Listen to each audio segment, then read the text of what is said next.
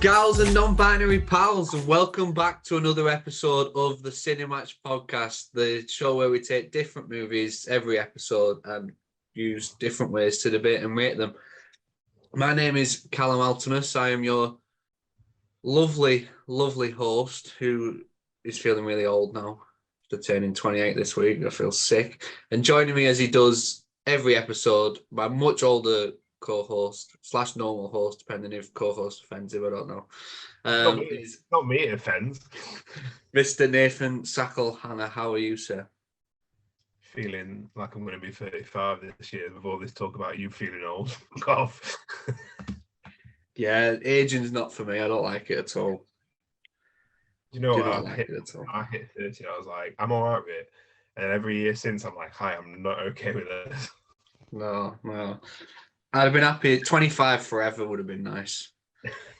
30 is rough. I'm not looking forward to that. But we've got a big episode this week with... You already look pretty old, so you should be all right with this 30. Excuse me, people said I looked about 21 at work back in the day. Yeah, back in the day when you were 21.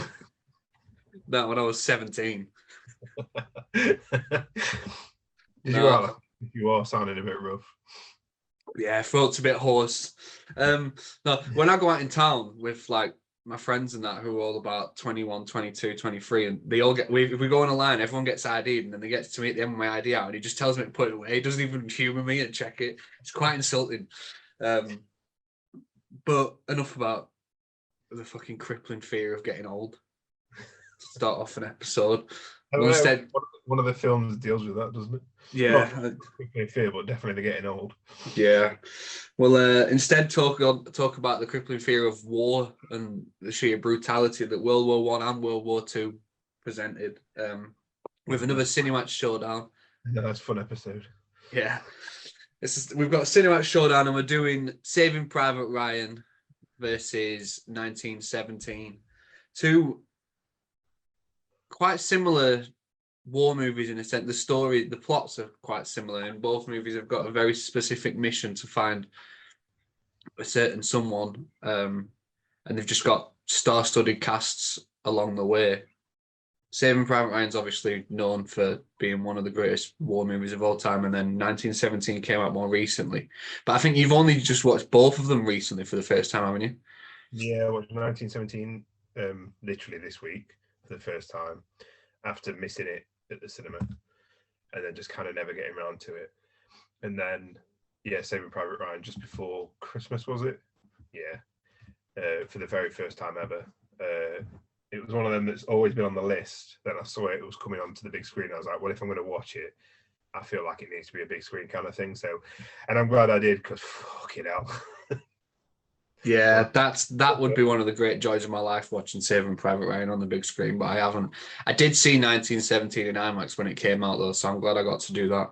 Yeah, I'm upset I missed that. But I texted you after I finished watching it, and I was like, I thought Saving Private Ryan would have had it easy, but 1917 is fucking phenomenal, so... Yeah, that's why we're doing it, innit? Because Saving Private Ryan, like I said, it's regarded as one of the greatest war movies ever, so we had to find a movie that could come close and put up a decent fight. And I think 1917 was really, really good. And I think it's actually been overlooked in the years since and kind of forgotten. But when it came out, it was like a big thing. And I thought it's incredible. So we might as well get started then with the two movies. And we'll go with the story first. Before you nod back off. Yeah, fast sleep before shit. Well, so we'll start with the stories first. Like I said at the start, they're both very, very similar in a sense that the story of Saving Private Ryan is about this group of soldiers in World War II who are tasked with finding a very specific soldier to bring home after his three brothers die in the war, and they want to get this one last surviving brother back to his mum.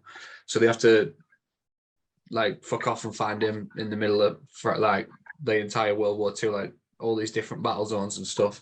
And you compare that with 1917, where it's much more like the plot's much more like a tactical version of events. It's not about like that compassion. We need to do this. It's more we need to stop this attack and tell them they're being tricked and all that. Like with the soldiers and the way the Nazis have like laid a trap on them, and they think they've got them on the run when actually it's like all a part of Germany's plan. So they have to get to the group. I can't remember what the group's called, but they have to get to that group of soldiers and tell them not to go through with it. So that's much more strategic. In terms of the stories, I'll let you go first this week, and I can just listen for a minute. I feel like I've not done anything but speak since we started. In terms of the stories, which one do you prefer? The more emotional Saving Private Ryan one, or the more traditional army, like tactical version of the one? Saving Private Ryan is more emotional. They're both very fucking emotional. But 1917 is definitely more A to B than Saving Private Ryan was. Saving Private Ryan had a lot more. I mean, it is A to B in the fact that he's trying to find Private Ryan, but like the entire, I'm going to go 10-9 with Saving Private Ryan, because not only do you have that, that kind of that opening and everything, like a wider look at war, and then he finally gets the mission, and I feel like you get more of a look at what World War II actually was than you do in 1917 with World War One. In 1917, the leads are alone for very much a lot of it, and when they're not alone, it feels very fleeting. It feels very, very passing, like you're just meeting these other people as a stopping journey. But everybody in Saving Private Ryan feels like it's important and it's building up on it. When they find the bunker, it has massive ramifications on something that happens later in the film when they let the German soldiers go, and even up to they finally find Private Ryan after a funny moment where they think they found Private Ryan, but they finally find my boy Matt Damon, most watched actor of 2023, and this story doesn't stop there. We're in 1917. It does. You still get the aftermath and the fact that my brothers have died, and my mother wants me to come home, but I've still got a mission and all that. Everything with Tom Hanks. Obviously, you've got all the backstory of him, whereas in 1917, the backstory of the characters are kind of kept hidden until the very last moment. Just a lot more subtle stuff. You see, in terms of the squad, you see all of their kind of histories and worries and fears, and it all builds up a lot more. And I think that comes from having the squad rather than the two leads in 1917. I don't think you get as much of a history with them. So I think overall, Saving Private Ryan is just a lot stronger, and I think I love the fact that 1917 feels very alone, very isolated. But I think having that cast, that large cast, that squad, and all the different kind of people and groups they meet really helps the story more in Saving Private Ryan. So it was a toss-up. It was a hard toss-up because I do like the isolation of 1917, but you can't deny that Saving Private Ryan. But I mean, I don't like it because I don't like the bookended stuff that's, I say present day, but obviously 90s. But you have that extra element of the looking back on the war as well. Although, I mean, obviously you're thinking it's going to be Tom Hanks at the graves until you find out. Spoilers, it's not. But I just think it's a fuller story. Yeah, I agree. I went 10-9 in favour of Saving Private Ryan. I think, for me, what pushes it over the edge is, like you said, when they find Matt Damon's character, James Ryan, and it isn't the end, and he refuses to leave before his mission's done. I think with the 1917 one, it is very much like by the numbers. Once the mission's over, we're out of there. Whereas this, it's like, we've done the mission, but there's still work to be done. And I think I like that bit. And the fact that there is a big cast, it plays way to all these different dynamics, which just make it a little bit more interesting. Like, you've got the coward, who could be one of my least favorite movie characters in anything ever. I fucking hate that motherfucker. Lost. I like him in Lost. I like Daniel Faraday, but in this, fuck that guy. You've got like the sniper who's religious.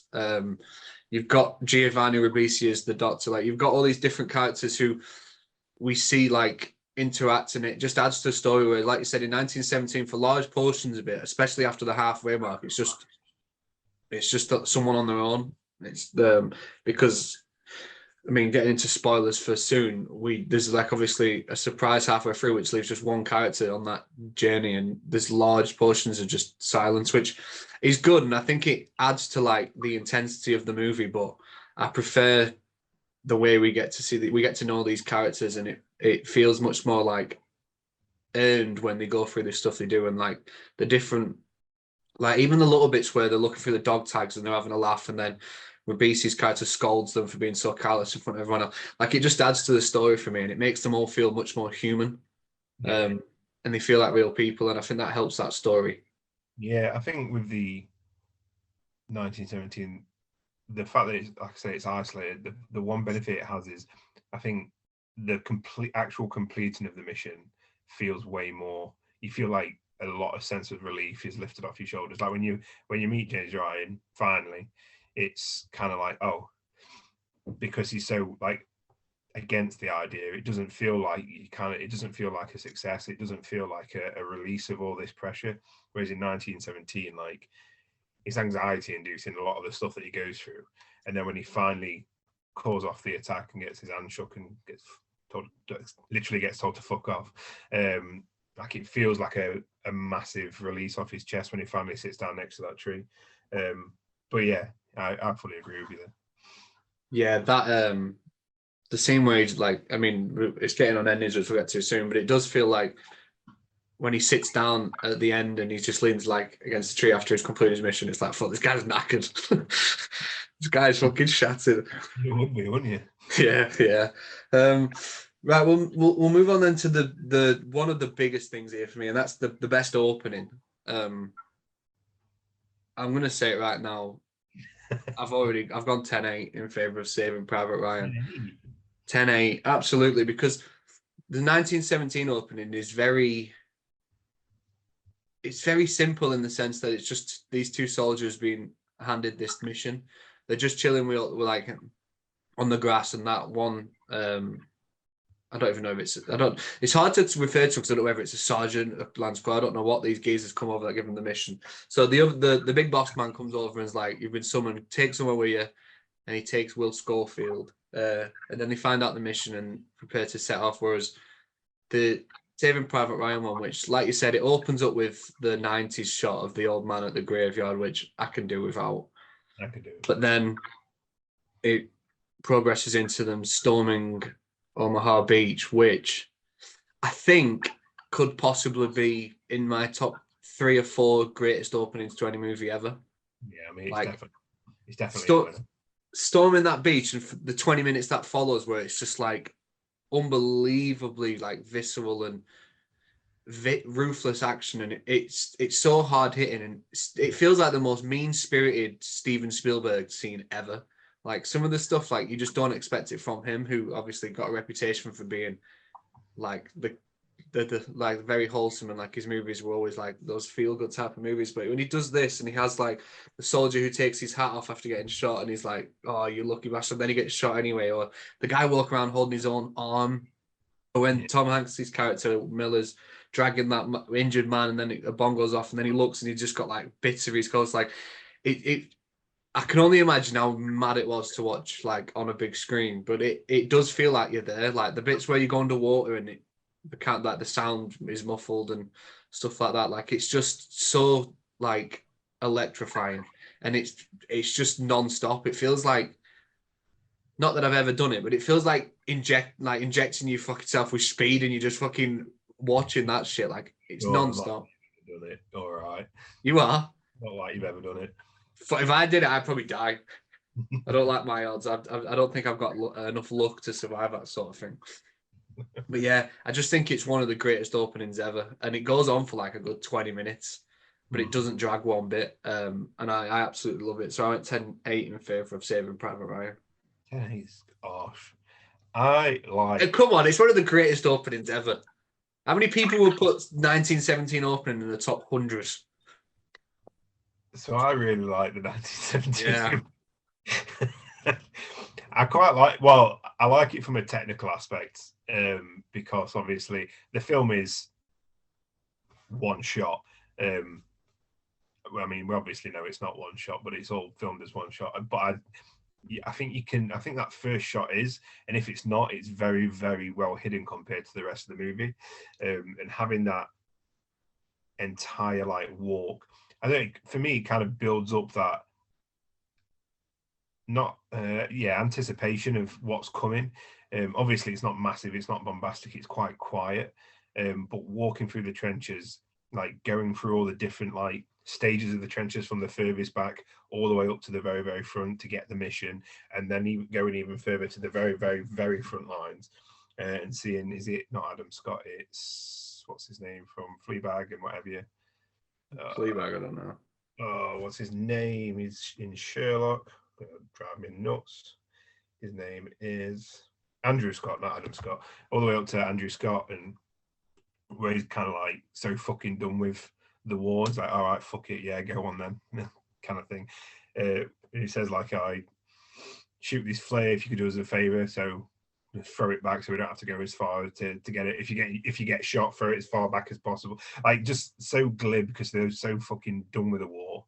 I just think it's really, really well done, and it really hits more a more personal view of how World War One was compared to what Saving Private Ryan did. But I ain't giving it a 10 because fucking Saving Private Ryan, Jesus Christ. It's, watching it I don't like the modern day stuff, so I'm going to pretend that didn't happen. But even if I did pretend it happened, it'd still be a 10 because that opening is, it's probably one of the best openings. Like you said, it's definitely a contender. It's claustrophobic, it's anxiety inducing, it's stressful. I forgot that I was like breathing. At points I was like, oh fuck, I need to breathe, because like you literally hold your breath. It's one of those films where the term edge of your seat is very, very literal. And you know Tom Hanks is safe, but all these other people that you're seeing you don't know are. And like you say, just seeing people take the helmet off, somebody take the helmet off because they're safe and then get shot in the head again. Or I don't know, it's one that's always like banged around Twitter in terms of like a film detail, but seeing somebody get shot whilst they're patching somebody up and seeing all the water from where they've been shot come out of the canteen, and then halfway through it's not water anymore, it's blood because they've been shot in the side, and it's just kind of mixing through. Just loads of little details, but it's so claustrophobic.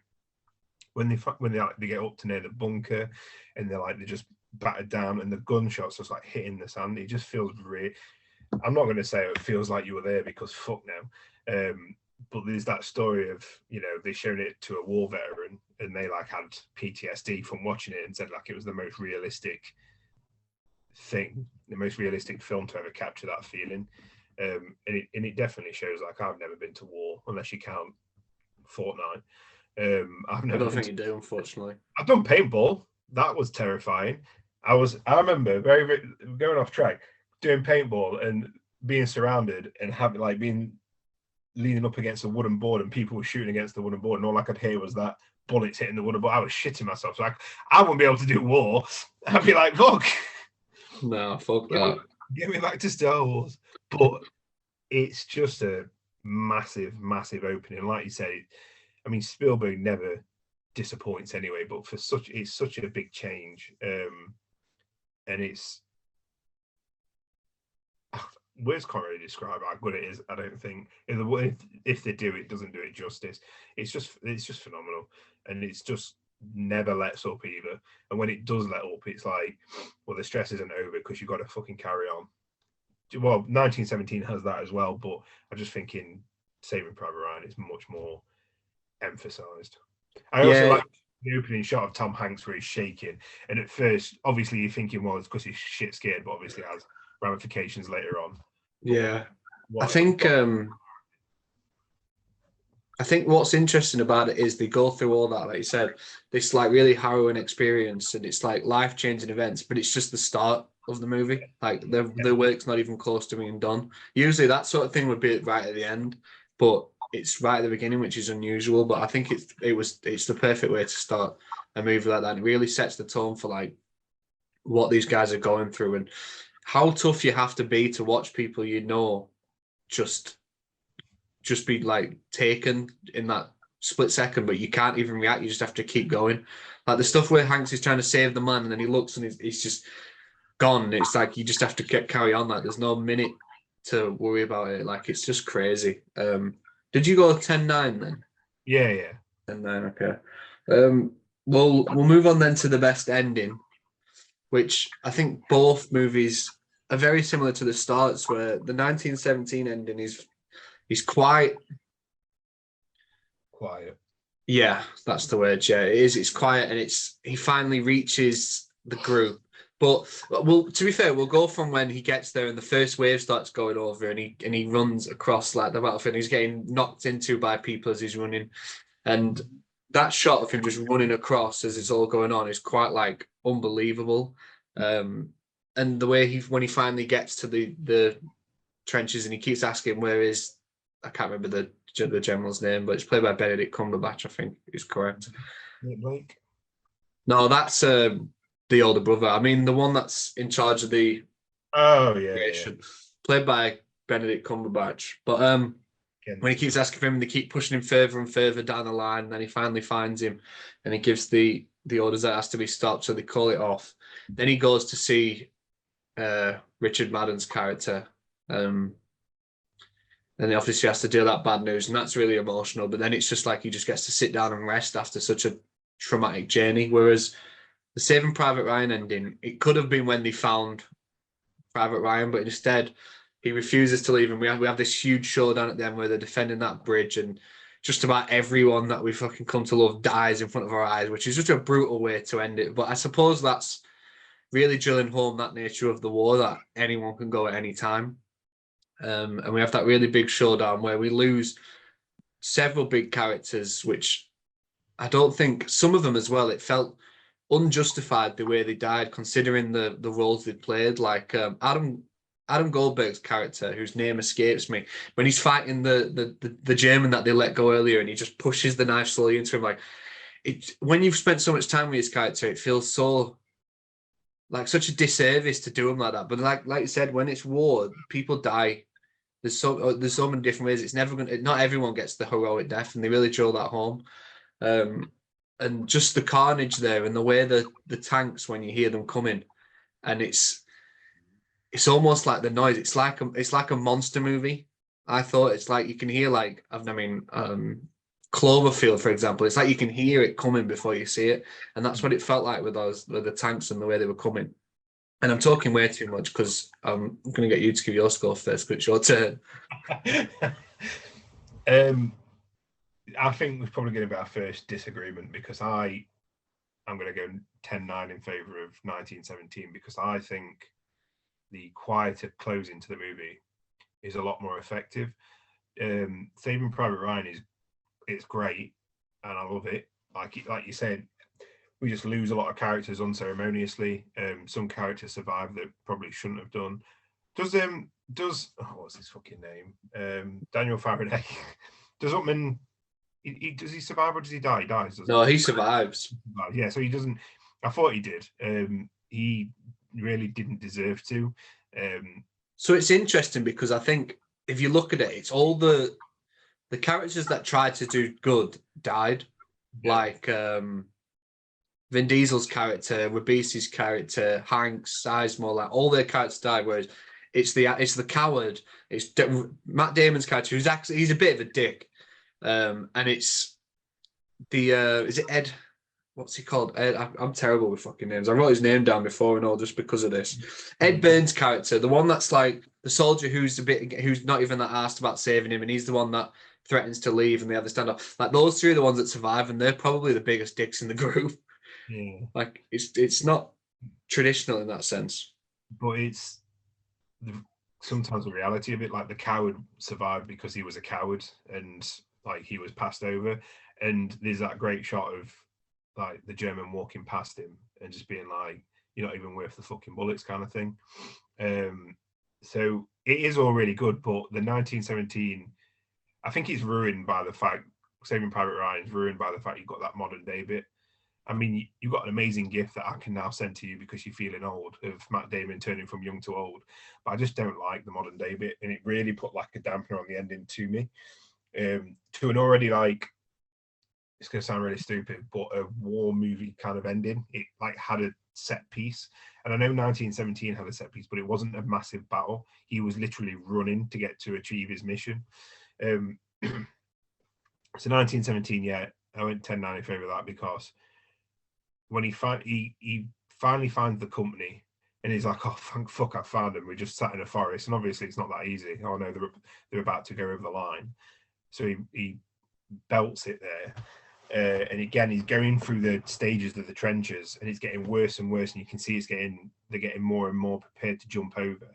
And you can see the clock is ticking, and you know people are about to die. And he's like, no, fuck it, this is the quickest way. Starts running as they go over the line.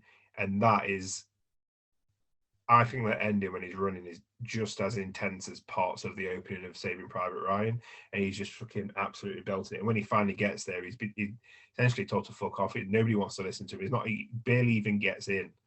And Benedict Cumberbatch's character is an absolute arsehole, but I understand that.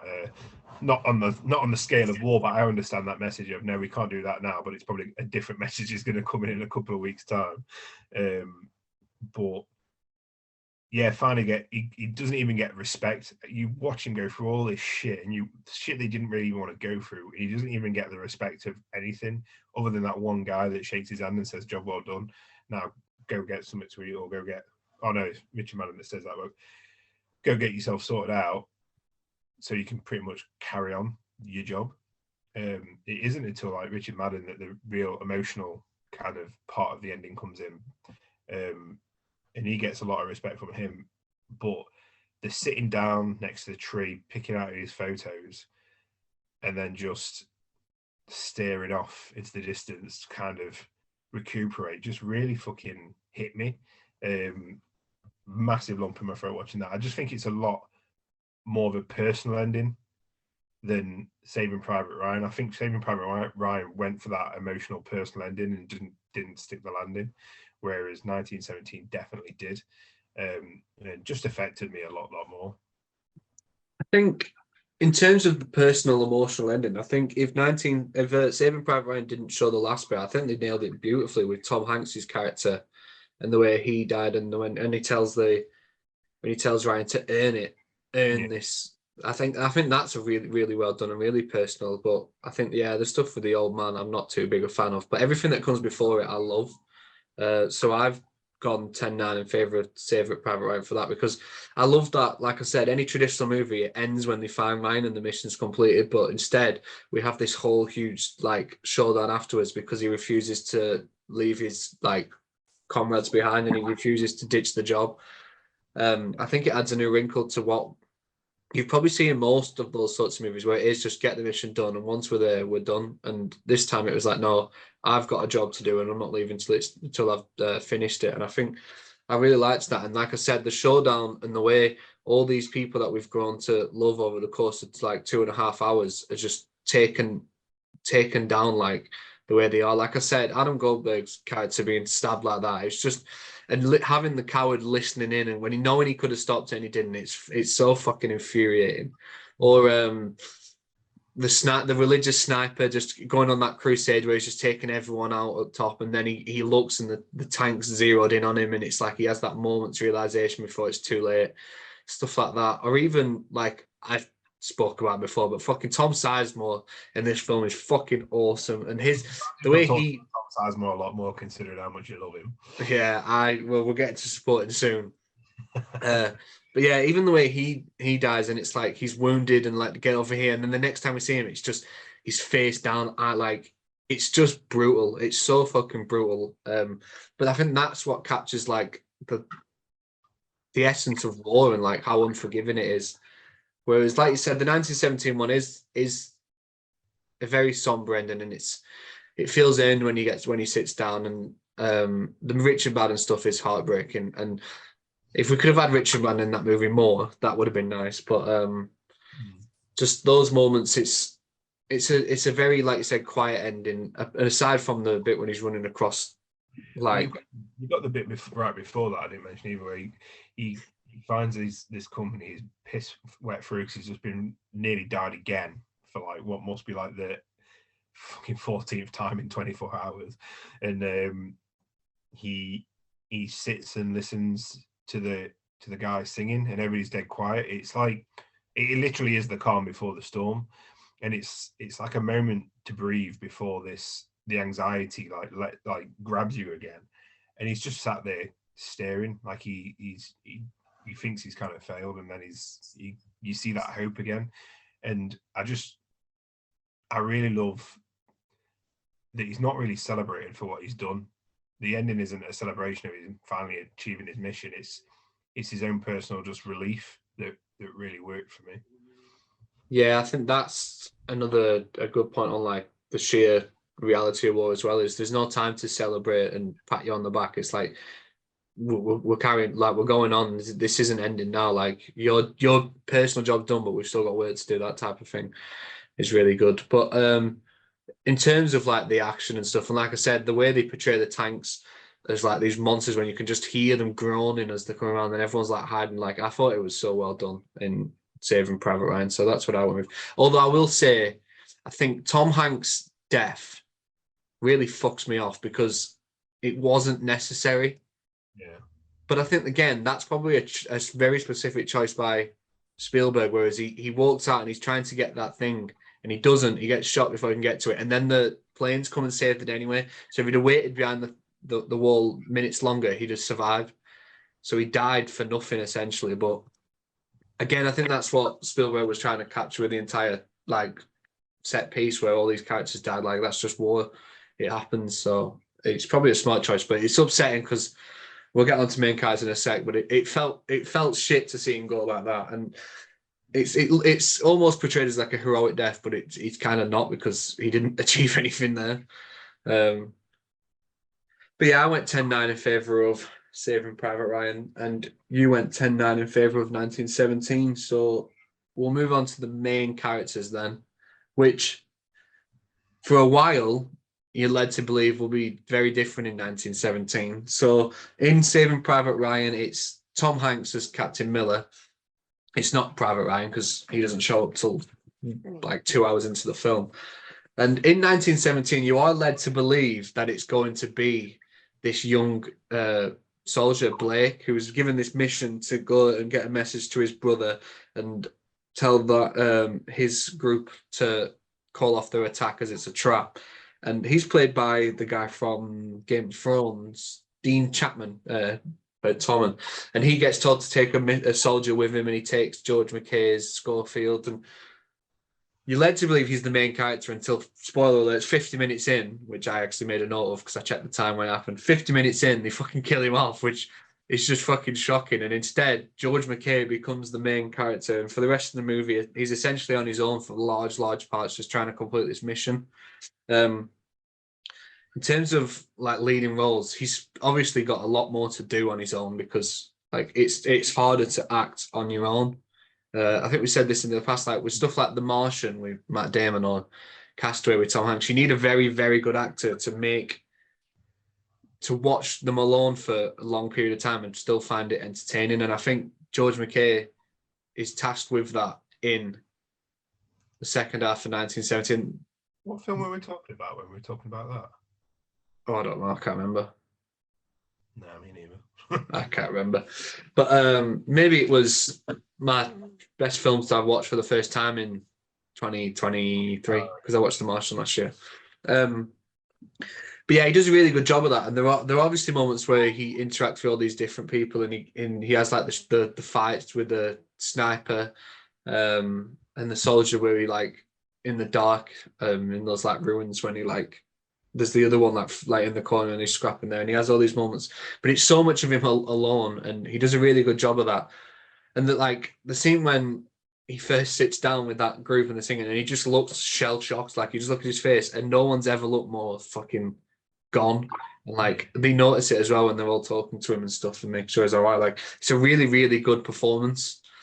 But he's coming up against Tom Hanks, who I think by this point is one of the biggest movie stars in the world, late 90s. Like he's already done like Toy Story, Forrest Gump and all that jazz. And his character's incredible. Like it'd take a lot to really believed Tom Hanks, who had been this wholesome like hero in all these movies over the years, to be like this leading captain in the World War II. But he does a really fucking good job of it, and it's hard to watch it now and think of anyone else in that role, because I think I heard something that I think Mel Gibson was and Harrison Ford were both considered for the character before Tom Hanks got it. And now it's hard to imagine anyone else playing it. Yeah, I can't imagine either of those in the role, because Harrison Ford gives off. I know Tom Hanks has played like a lot of like here, but Harrison Ford would have done like Indiana Joneses and stuff. Like he very much like you're a hero, so it wouldn't have the same kind of effect of. And with Tom Hanks's character, is it's revealed that it was a teacher, and he kind of wants to get the war over and wants to get home, kind of thing. But he's got a duty to uphold, kind of, and I don't think that's believable with like Mel Gibson or Harrison Ford. Tom Hanks was the perfect kind of, what's the word? Every man. Yeah. And I think the speech Tom Hanks gives where he talks about his background and it's like, oh, what's the pool now? And then he reveals he was a teacher. And he's like, before here, everyone used to guess my profession, but now none of you's known it. And I feel like have I changed so much that my wife won't recognize me and stuff like that. And I think that is a performance that someone like Tom Hanks can only give. And you can buy you as a teacher. Whereas if Harrison Ford's saying that, I'm like, fucking come on now, pal. No one looked at you and guessed you as a teacher. He's literally a teacher in Indiana Jones. Yeah, but did anyone look at him and say, you're a teacher? No one would have guessed that. Sexy teacher. So on that sense, I went 10-9 in favour of Saving Private Ryan because I just think Tom Hanks is such an incredible actor and he gives such an incredible performance that it's hard to overlook. And I did really like George McKay. But I also think because for the first half of the movie, he's not the main character, it kind of takes it away from him a little bit. Because for the like I said, the first 50 minutes, he's playing second fiddle to Dean Chapman's Blake. What's his last name? Blake, that was it. Completely blanked on it. But yeah, so I went with Tom Hanks 10-9. Yeah, I like Schofield. I disagree that he played second fiddle. I think I didn't know what was coming, but I think he really held up his own. I thought it was going to be that double act of the straight man and the hopeful one. I mean, it's really believable what happens that Blake's going to continue as the main character because he's got this like naive hopefulness, and you kind of in your brain you're going to go, well, that's going to go away as shit hits the fan, and he's going to come out a broken man. I mean, he does very much broken, but it's very believable that he's going to be the main character. And when it all kind of twists and turns, and we get Schofield as the main character instead, you kind of say, oh no, it's never been about that. It's been about this, and I really, really enjoyed it. He played, like I say, he played it perfectly. That shell shock look. Watching it, I was like, he weirdly, more than anybody in any period war film that I've ever seen, the guy who plays, what's his name? Sorry, who's plays Schofield? Oh, George McKay. George McKay looks like somebody who would have been like, if you was to watch old archival footage, he looks exactly like what people would look like back then. And I know people haven't changed that much, but there's like a distinct look, isn't it? And he definitely looks the part, and he plays it all, that fear, that when he's attacking people, and like the desperation is the word I'm looking for, that fear and desperation every time he has to either run or fight or fly. He plays it absolutely. When he meets the woman hiding with the child, that's when you kind of go, oh, I know what's in that little tin in his pocket. He's got kids that he's trying to get back to. Didn't mean that the ending was any less heartbreaking when it's finally revealed, but you kind of see a softness there as well. And quite up to then, he'd been quite hard-faced. He's pretty blunt with Blake, and even after he saved his life, he's pretty blunt. But because, like you said, because he's on his own, everything he does has got to win you over. And if he hadn't done it so well, I think you've got to give credit to him, because if it was any other guy who didn't put as much effort into it or wasn't as believable in that role, that film wouldn't have worked at all. It had to work, and it all rested on his shoulders. And I think he did a fantastic performance, and I loved his character. Yeah, Tom Hanks. It's 10-9 to Tom Hanks, because he, like you say, we say it quite a few times, but that one, I cannot think of anybody else in the role other than Tom Hanks, because yeah, he looks like every single teacher, but also he looks like every single like squad leader in an army. He like in that kind of situation, he all the way through the film, you know there's something. That handshaking could be anything. It's never really explained what that is either. It's just there's so many little moments that give him a lot of depth. And you know, like with the pool and how originally is like, I'm not gonna tell you how he acts with like Jeffrey Davis, Jeremy Davis, the coward. How he yeah, he's very like straightforward to the point to this guy who's just been kind of dragged into this situation. He's got a lot of respect for his squad. Even when the guy's, saying I'm gonna leave, like fuck this, I'm gonna leave kind of thing, he doesn't let up. He everything that you said essentially leading up to his death, like when he finally meets Ryan, there's very much like he respects Ryan for what he's doing, even though he knows he's got a duty to uphold. Yeah, nothing more to add on what you've already said, other than it's fucking Tom Hanks, and I don't think you can argue that performance against 1917s. It's just fantastic, and it's again like what I said, 19. He's got to sell the movie, and it's Tom Hanks, and the fact that have Big and all those like rom-coms and stuff like that. I think at the time you've got to give him credit for what he's achieved in Saving Private Ryan, because you really believe absolutely everything that he's putting out there. Yeah, it's completely different to anything he did before, so it was obviously a big performance from him. And Tom Hanks in the 90s is probably like almost the peak of movie stars. Like that guy was doing fucking bits everywhere, so it'd be hard to vote against him. But after the main characters, talking to Tom Sizemore in is it the abandoned church that they're all kind of sleeping in? Yeah, I feel like that's that film's quiet moment, I think, and it's done so well. It's like this natural conversation between two people who respect each other, but he's still holding back his life. He's still holding back like what he's going through, and I just think it's just really, really well done.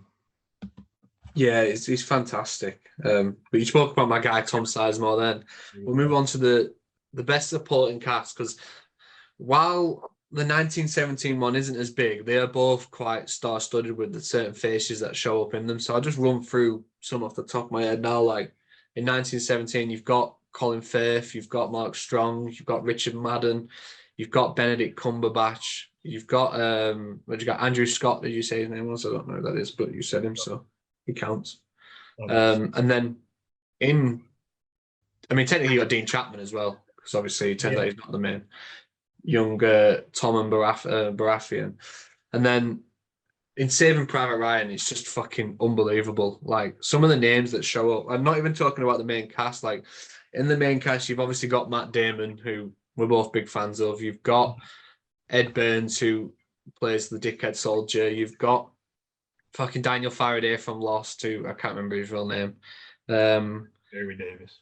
You've got Vin Diesel, who actually gives a solid performance. You've got Adam Goldberg, who I only really remembered seeing him before this in Friends, as Joey's roommate. So when he showed up in this, I was like, oh shit, he's giving an unbelievable performance.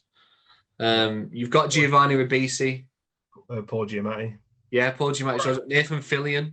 Bryan Cranston. Yeah, Ted Danson. Yeah. Like, there's so many fucking big names that show up in that movie. Some of them it's for a couple of scenes, and that's that. Like, also, I don't know his name, but fucking how good is the older version of Private Ryan? Like, how much does he look like Matt Damon? He does look like that. It's insane.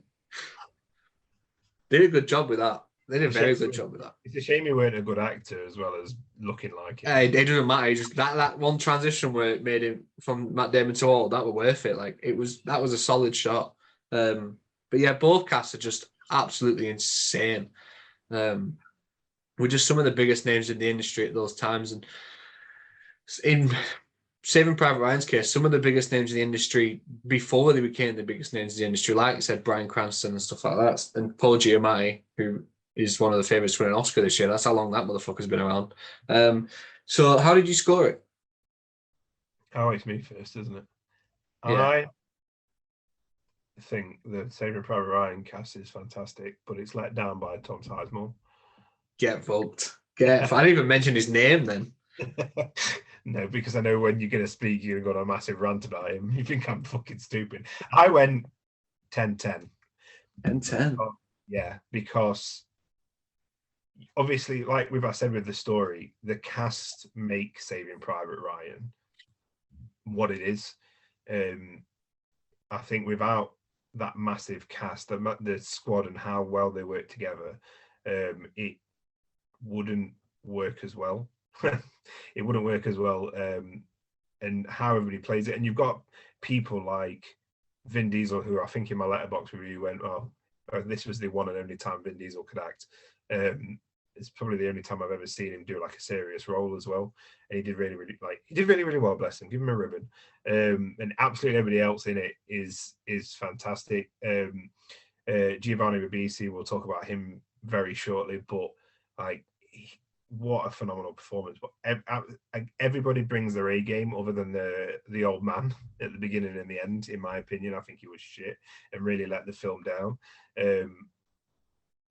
Not that we try and be negative on this, but when it comes to Kirsten Dunst, I've had a lot of feedback on that one.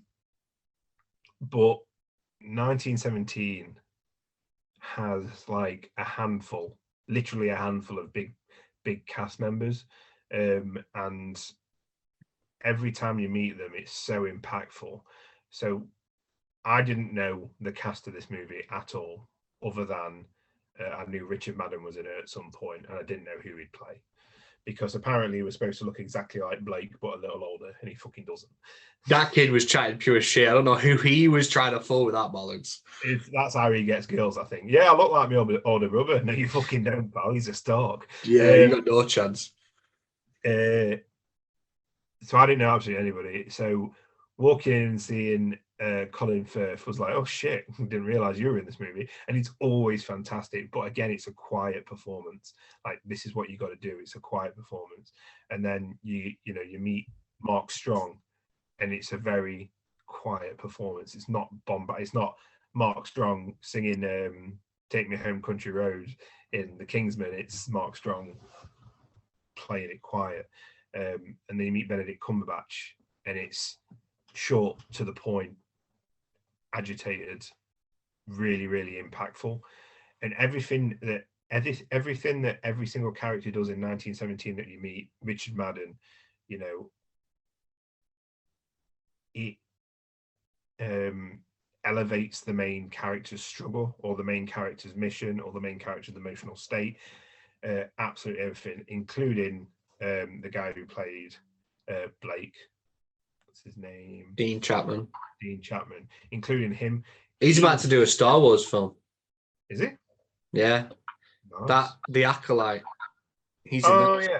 Oh, it's a TV show, but yeah. Oh, is it? Yeah. Fuck knows. I know. Like, his performance had me believing he was going to be the main character. Like, he's so convincing, and again, we'll talk about him again shortly, but he's so convincing, did a really good job of being that optimism in a shitty place that you didn't expect anything to happen to him.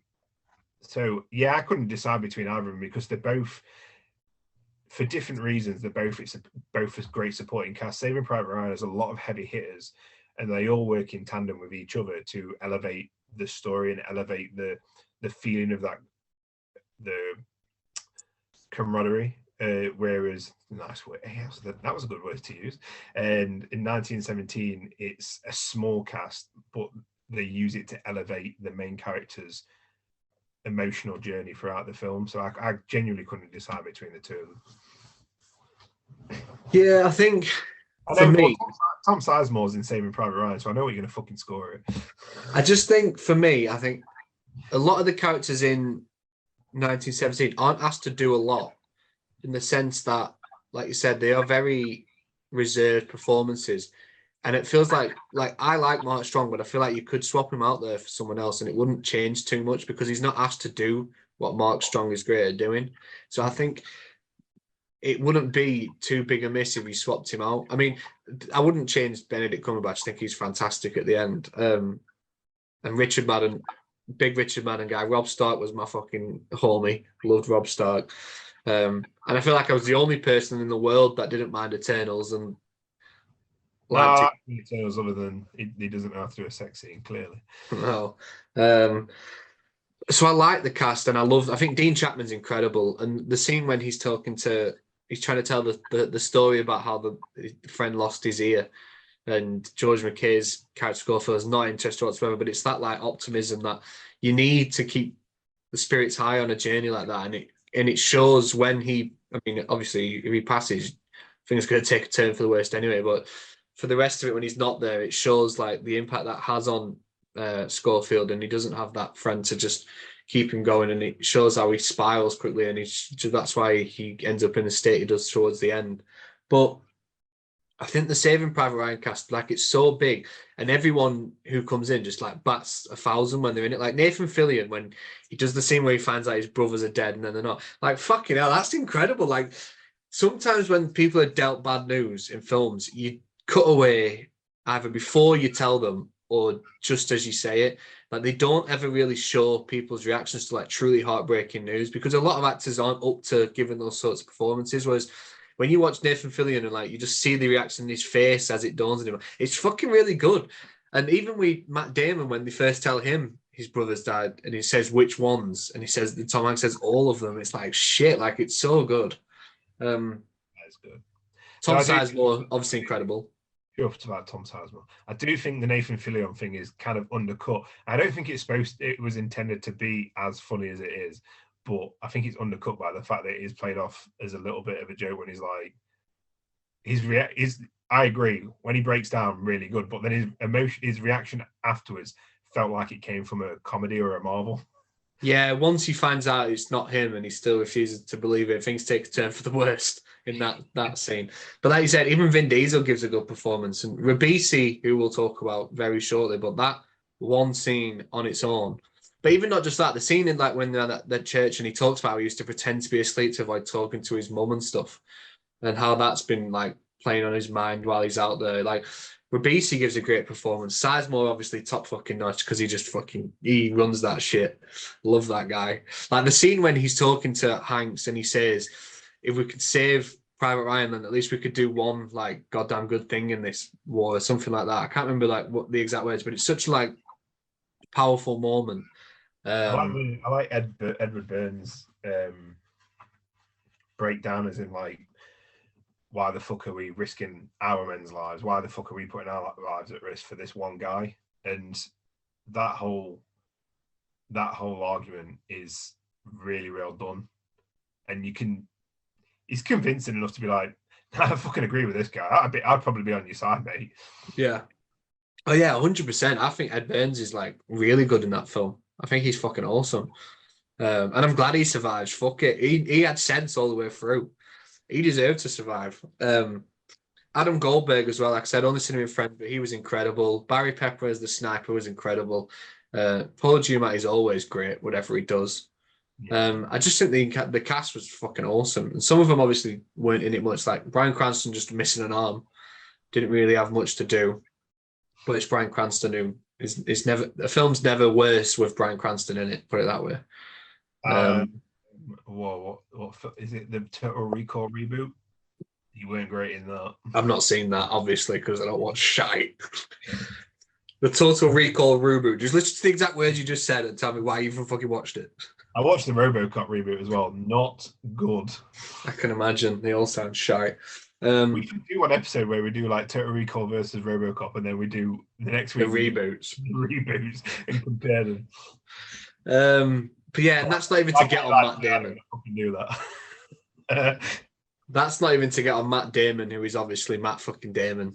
He's just incredible in everything. I'm always happy when Matt Damon shows up in a movie.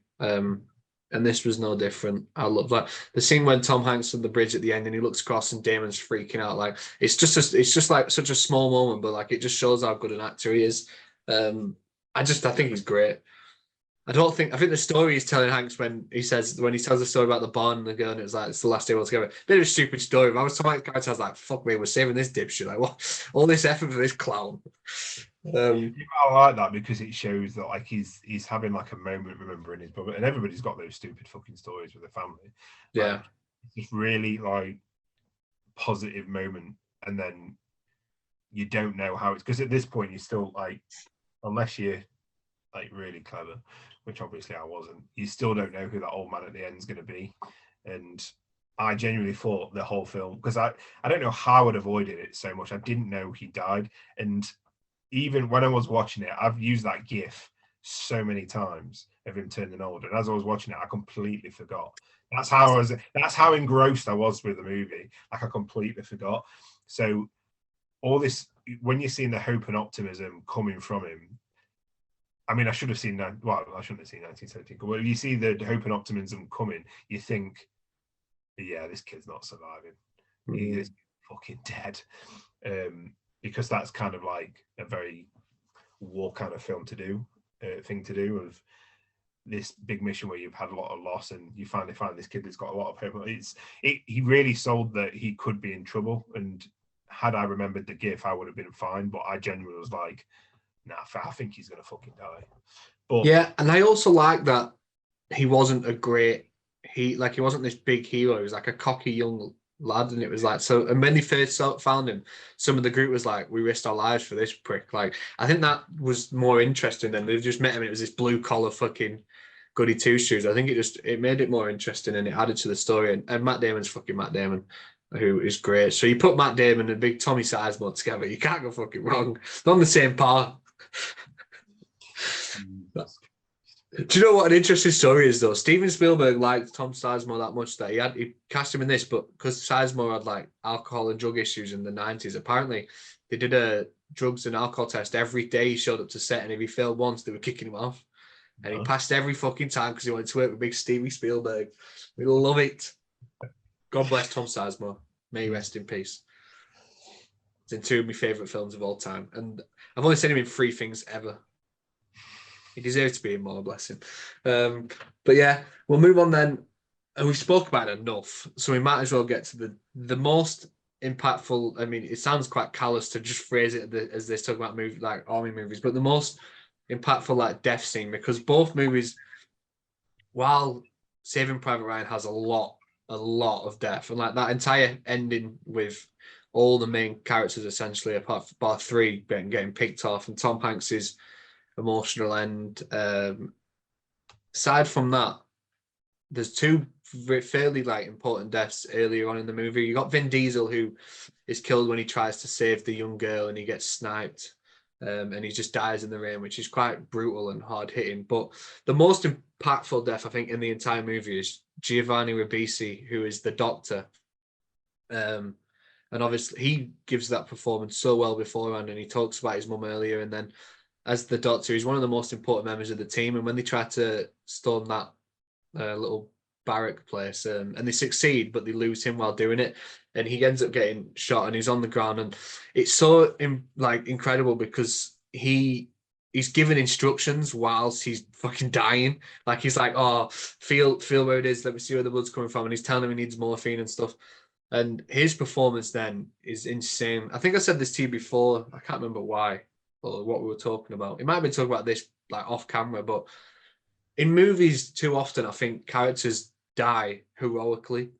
Yeah. Like they're not afraid. And that 9 times out of 10 in real life, you'd be afraid. So having him talk about how he doesn't want to die and calling out for his mom and stuff, like it's so fucking emotional, and it hits you differently because, like you said, bless you, too many times you've seen characters play that not play it off, but like die bravely, and he doesn't. He dies terrified, and he's not like he doesn't hold that back, and he shows that to the world. Bless you. They always come in 2s. And it's just Ribisi's a good actor anyway, and the callback to when he was saying he'd pretend to be asleep and ignore his mum, and then he's calling out for his mum as he's dying. Like it's it's hard to watch it and not tear up. Oh, here we go. always coming too, and you've just done 3. You fucking lying bastard. Bless you. Yeah, Ribisi's end is probably the most emotional bit in that film for me. And then you pair that with Dean Chapman's Blake in 1917, where it just comes so out of left field. It doesn't feel like, even when you see him get stabbed, it doesn't feel like the wound's enough, but it's easy to forget. You what, sorry? You see him get stabbed. That's how unceremonious it is. You turn around and he's just been stabbed. But even then, it doesn't feel like it's like where it is and stuff. It just feels like, oh no, he'll be fine. But then you forget, like, this is the early 20th century. This is like it's 1917. Yeah, literally. Like, things were different then, and it's so strange how it goes from, oh, he's been wounded. Because when I watched it in the cinema, I had no fucking clue. So when he got stabbed, I was like, oh, he's been wounded, but we'll get there. And then it was like, wait, surely not. Yeah. And the shock that comes with that one, and then the emotional scene when he keeps saying, oh, will you get this to my mum? And then he asks him to talk to him and stuff. It's so emotional. I mean, they both are, which is why, again, this was a similarity we saw in the movies where there's these 2 very standout death scenes where 2 important characters go. And this might be surprising, but I actually went 10-9 in favour of 1917 here, because while I think Ribisi's moment is really well acted and it's emotional, and the whole like the fact that it's a mistake from Tom Hanks' character, and aftermath we see him break down and cry, it really adds to it. But because it's such a large cast, I don't think it's felt as much. Whereas after Dean Chapman, which is a big surprise as well, because we thought it was the main character up until that point. And we know they're trying to get to his brother, like, so we know there's going to be that reveal down the line as well. But the fact that it comes out of nowhere, it comes at his own mistake for not killing the German, like Schofield wants to. He says, no, get him some water, and then that's when it happens. And the impact where it leaves Schofield to complete the journey on his own, like, it just feels like the ramifications are so much bigger in that movie. And because it's so shocking, I went 10-9 in favour of that. Oh, I'm glad, because I didn't have to fucking argue with you about this, because I went 10-9 in favour of 1917 as well. For the exact kind of same reasons. It's more of a shock, and you get that, like you said, you get that, we're going to meet his brother, so you know that second punch is coming. But I think I love Ribisi's death, which is a weird sentence to say. I'm about to say, what the fuck? Like, I love how it's done. I love how he's instructing them on what to do to try and keep himself alive. And then there's a point in both, but with Ribisi, you can tell this is where he's kind of, oh no, now I need to like beg for my life kind of thing. You know, he knows that he can't make it. He's a fucking medic. He knows what's going to happen, which is a lot more tragic. And his again, at that point, I'd only seen him in Friends. Like, not at that point. At that point, he would have only been in Friends. But like, I only kind of recognize him from. I've seen him in other stuff, most specifically when he's doing the weird dance in front of the TV in Ted. Massive career. That's all I remember him from, that and Friends. Well, most importantly, he lost out as the drummer in That Thing You Do after breaking his arm. And oh, did he? Yeah, because you don't remember, he was at the beginning. He was the of course he was the drummer, and then because he broke his arm, the new guy came in. I thought you were telling me like a behind the scenes detail. Then completely forgot it was the beginning. Of course he is. Of course he is. I need to really watch that film. Christ. Film night. Let's do it again. We'll just watch it again. So, but yeah, 1917. It just. Oh no, what was I saying? Yeah, so I've only noticed. I really only remember him from Friends. So watching him do like such a heavy performance as he's dying, it's like nothing else. Like I say, it's elevated by what he said about his mum, but it's brutal, and you don't really get to look away from it either. And you're watching everybody else's reaction. It's a reaction of, we're losing somebody we're super close to. We're losing somebody who's important because he's a medic. He's important to us and our group. But there's also that undertone of, we're losing you for a fucking mission that we really don't agree with, kind of thing. And it all of those mixed together to make a great scene. But 1917 is so, like I say, you don't even see the stab. It's so unceremonious. You think you're watching the main character, and it's just so fucking shocking. Is literally the only way I can describe it. So shocking that it just happens. There's no indication it's coming. You think because they're Saving Private Ryan, you think, oh, get him some water, we're going to be nice to him. It's going to bite him back in the arse later on potentially, but not right in that second. And he does a fantastic performance of calling out for his mother as well. But there's that moment again where he kind of switches and he goes from dying to like he's practically dead already. He doesn't know he doesn't know where he is. He doesn't know what's happening to him. And I love that Schofield's honest with him, and he's like, "You are, yes, you're dying," kind of thing. It's fucking brutal. That just lie. Yeah, and I think that speaks more to Schofield's character, like who his character is versus who Blake's character was. But then you've got that great moment when people turn up and they say, like, "Do you need a hand or whatever?" Yeah. And they help move him. I thought they were going to move him over to those blossoms, like carry him all the way over to them blossoms, because you had that beautiful moment before where they're talking about his mum's like gardening and what have you. Again, a quiet before the storm, which is what 1917 did really, really well. But then they kind of move him, and then Mark Strong's like, "Come with me," and there's that slight hesitation to leave him, and then he's like, "No, I've got a mission. I've got to obviously carry on his mission now," and he just does one look back and then walks away. I just think it's really, really done on an emotional level just I think it just hits a lot harder than Saving Private Ryan did, because it's just been these two. It just saved his life in those barracks, and they just had all these moments together. I just think it just really, really hit. I think the shock of it, like you say, the fact that it was just the two of them, it just really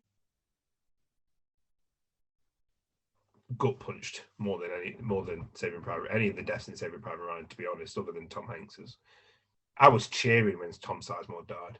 Were you folk? You were heartbroken, as was everyone.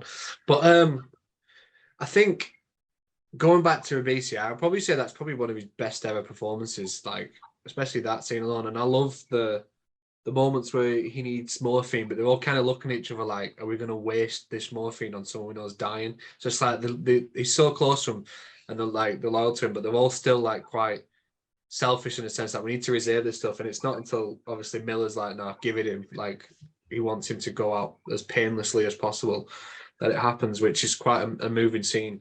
But yeah, I think, like you said, the shock of Dean Chapman's death and the implications it has on Schofield's journey, the fact it came out and all that, even if they just let that German burn, like they instead of saving him out of that plane, and it's like just those little choices like that, it's like infuriating. I like how production wise as well, like the blood in 1917 just fucking spreads really, really quickly, like dampens absolutely everything. And as it spread, you can see him getting paler and paler and paler until he's literally white. And some clever editing tricks with how it all happened, but yeah, just really, really well executed. Yeah, and I love that moment. Well, I don't love it. Maybe execute is the wrong word, but I don't love it. But the moment when he asks what happened, have I been hit, and he says what got me, and he's like, you've been stabbed. Like it is quite good to play like that, and it's really effective. Like in most films, it would be like, no, you'll be fine, you'll be safe, we'll get you there, we'll sort you all out. But he's just like, mate, you're fucking dying. I can't do anything about this. And I think that adds to like the brutality of war in the sense that in most movies, people do refuse to believe that it's over. Like, no, we're going to get you somewhere. You're going to be fine. Whereas him, he's probably seen so many friends die at this point that he's like, no, you're gone. There's nothing I can do. You're gone. Yeah. But heavy hitting shit from both movies. After deaths, then we'll talk about the action in both. Let's bump it up a bit.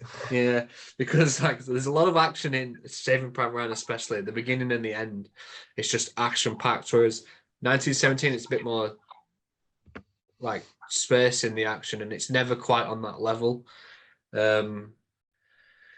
So it's a difficult one, but how did you score it?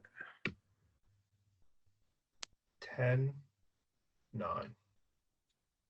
Yeah, it's a good start.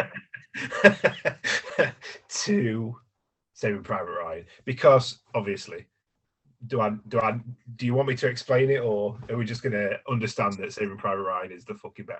It's 1917 has got action, but you aren't a part of the action. You are flying by it. It's almost like this. Well, it's not almost like they're literally trying to avoid the action. They're trying to skirt past it, and everything big isn't.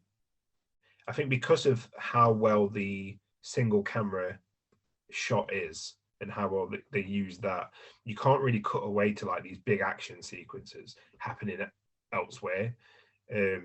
You have to kind of keep with these characters at all times, or at least close. And I really, really love the camera work in it. I think it really, really helped me feel closer to those two characters, or one characters. But it does you do have to sacrifice some stuff, and I think action's one of them.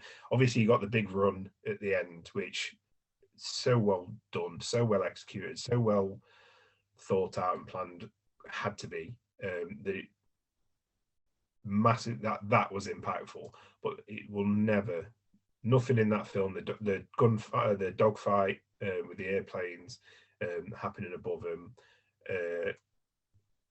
or when he's running away from the Germans in the burnt out town. Nothing really will compare to, not even just like the first 5 seconds of the Omaha Beach, or when Vin Diesel gets shot. Like, even then, the action there is intense. When they find the bunker, when Ribisi dies, like you especially, I mean, I watched it in a cinema screen, so I had that extra oomph, but you can hear every single gunshot felt impactful. It felt like it was packing a punch. And of course, at the beginning, there's a lot of gunshots. Like you said about the tank, it felt like a monster. It felt like something looming. It didn't feel like, oh, this is just going to be another action scene. It felt like something big. And yeah, I don't think you can really compare the two on action as much, because I think Saving Private Ryan is a action war movie, whereas 1917 is a different kind of war movie. But yeah, absolutely no comparison. I think if you show somebody 15-20 seconds of the Saving Private Ryan's Omaha Beach scene, and then show him the big action scene from 1917 where he's running, I know exactly what somebody will want to watch more of. Yeah. I also think like how well that acts, that especially the opening scene in Saving Private Ryan's is, like that film looks like it could have been filmed last week. Like, and it's 27 years ago now that film came out, which is fucking wild. A lot of that film looks pretty modern. Yeah. Other than the fact that you can clearly see it shot on film and not digital, I think you could release that now and it would probably still do massive numbers. Yeah, and I think the action at the beginning, even just when they first open the boat, and then everyone, like the machine gun flurries that just takes out everyone, and then they have to start diving over. And when people are underwater trying to unclip the stuff, and as they're trying to unclip it, you see the bullets come through and kill them while they're down there, or the guy drowning. Like, just kicking off the movie with the most explosive action you've ever fucking seen. None of it feels like fuck yeah. Like none of it feels like John Wick, where you're like, yeah, kill him. Yeah, fucking throw him over that bench, or fucking rail guard and chuck him onto the second floor, that kind of shit. It's heartbreaking watching it. Yeah. I think Killing the Jones. That's not. I think the fact that like that whole knowing that, because Omaha Beach was obviously, it wasn't a fictional showdown. That was a real thing, storming the beach, and like stuff like that. That's what makes it hit harder. Knowing people went through that, like that's in history, which is fucking crazy. So kicking off the movie with that and then ending it, like bookending the movie with that and the showdown at the bridge, it's just two like really, really fucking like unbelievable like sets of action. Like we said, the tanks, the big heavy machine guns when they're shooting them down, the Molotov cocktails that they keep throwing on the tanks, setting people on fire, the when they're sticking the grenades to it to blow it up. Like, the action is just incredible. It's interesting because, like I said, it's bookended by those two, and for the most part in between, there's not too much. It's a lot of the group just like conversing and interacting on the journey. But those two bits on the beginning and ending, it's some of the best action, especially in a war film we've ever seen. Whereas 1917 is much more grounded, and there's not too much like that. Like there's the bunker that blows up with the rat, which is quite impressive. There's the one-on-one fight with the sniper when they're shooting at each other, and then he goes up and shoots him and gets knocked back. There's the hand-to-hand with the soldier, like in those ruins, and when he falls into the water. Like, there's really not that much, but what they do have is really well done. But yeah, it's impossible to look past Saving Private Ryan. I think what Saving Private Ryan does really, really well is that it's a spectacle to watch. The opening, it is this big spectacle, but it doesn't feel like a big spectacle. It doesn't feel like some big action piece that should be celebrated, or some big, like I said, some big action piece where you feel like it's fist pumping. It just feels shit. Like, you feel anxious, you feel claustrophobic, you feel like, fuck, what's going to happen constantly. When you breathe at the end of it, when it's over and you breathe and you're like, fuck. Like, same way I feel about another Game of Thrones connection, but like the Battle of Bastards, when that happens, like that's a huge spectacle of an episode, but it's never treated that way. It's just treated like this fucking rough, claustrophobic fight. And I think it does it really, really well. Whereas 1917, when he's running, he doesn't have that. That felt like a spectacle. Like, that felt like a look at this, look at what we've achieved, which is phenomenal how it's been achieved. But it does feel like it's celebrated. That scene is celebrated. Whereas I think the Saving Private Ryan opening is celebrated for a very, very different reason. And it isn't because of the action. It's because of the consequences of the action. Yeah, I will say, like we touched on it several times, but the way they filmed 1917 really adds to the action moments in that, like the long tracking shots and the way it's presented as if it's all one shot, but obviously it's just loads of, not loads, there's a few very long individual shots pieced together, but there's some of the stuff, like even in the fight scenes with the soldiers and stuff, and that when he's being chased and it's all just following, like it's so well done and it really adds to it. But it's up against a fucking behemoth with some of the shit that Saving Private Ryan pulls off. So after action then, because we both went 10-9 there, we'll talk about the set pieces themselves, and like, because obviously both movies being period pieces set, well, one of them's over 100 years ago now, and one of them's over 80, which is fucking absurd. The fact they're both set so long ago, there's obviously a lot of work that needed to be done building the sets for them. With like in Saving Private Ryan, you've got like Omaha Beach, you've got like the little towns that they go to, you've got the bridge and the big showdowns, they're all the ruins, and the bunkers and stuff. And similar to 1917, you've got the trenches and how long they stem is just so impressive. You've got the bunkers, you've got at the no man's land bit, the farmhouse, the ruins of the village, which I actually made a note on earlier, the name of it. Let me find it again. The village was called Acoust Saint Mine. And like the ruins there, and just all of it, like, is so well put together. And I actually went 10-9 in favour of 1917 here, because I think the fact that it's the long tracking shots, you can't get away with like shortcutting it. They had to put the effort in, and we see it when the camera's following them in that one long shot, just how long the trenches are and stuff. And knowing that those were specifically built for the movie, like, it's unbelievable the amount of effort they put in. The barracks where the rat runs down, which is an incredible scene because you can see it coming as it lands, and they're like, oh shit, and it runs towards the tripwire. Like, all that stuff is incredible. The ruins of the town is insane. I think just all the effort they put in, which can't be hidden because of the long tracking shot. It feels like that was almost a part of like the marketing. Like, you can't take a shot and make it look better than it is, because we have to capture the full thing, so you get the real idea of just how long it is. Like when they're first walking towards the mission and they're just walking for like what seems like 10 minutes. It's like, well, when he's racing to find Benedict Cumberbatch's character and he's just running down that thing for so long and then he has to get up and run along the top because it's that long and there's people in the way. Like it just shows like the sheer volume of what work they put into the sets there. And while the Saving Private Ryan sets are obviously incredible, like the beach setup was just unreal. The town, which I think, oh no, that's a different thing I'm thinking of. But the town with the ruins and stuff, I think, and the Yeah. bridge, I think it's really well done. But I just think the 1917 one, because of the way it's filmed, it just looks more impressive to me, like the work that they put in. And it's not even like the destruction that like the scene, the acoustic scene with the town in ruins is obviously really well done, but it's the trenches and shit for me that I think are just so impressive. And that was what swung it over for me. Yeah, 10 down to 1917 for me, and for the exact same reason, it was the trenches. And it's something that I touched on earlier, in that as they're going through the trenches, it's not just a trench set, it's stages of the trench, and they get more and more degraded, they get more and more beat up, they get more and more fucking depressing.